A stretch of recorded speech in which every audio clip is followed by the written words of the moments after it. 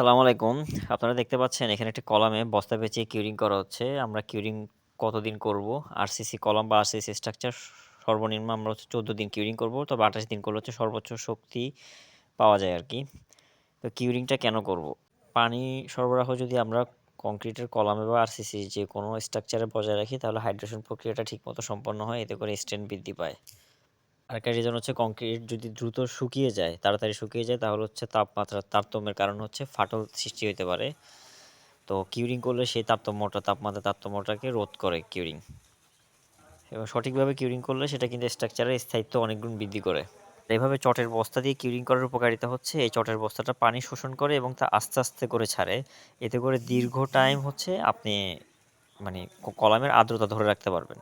আর হচ্ছে চটের বস্তা বেঁধে যখন আপনি কিউরিং করবেন তখন কলামের চারপাশে হচ্ছে সমানভাবে হচ্ছে কিউরিং হবে, মানে অসম কিউরিং কোনো দিকে হবে না, এক পাশে একটু বেশি ভিজলেও এক পাশে কম ভিজলেও এরকম হওয়ার সম্ভাবনা থাকে না। চারপাশে হচ্ছে সমানভাবে ভিজবে। আর চটের বস্তা দিয়ে যদি আপনি কিউরিং করেন তাহলে কিন্তু পানির অপচয় অনেকাংশ কম হয়। কারণ দেখা যায় আপনি যখন মোটর দিয়ে পানি স্প্রে করে দিবেন, কলামে না যতটুকু লাগে তার চাইতে অধিক পানি কিন্তু ওয়েস্ট হয়।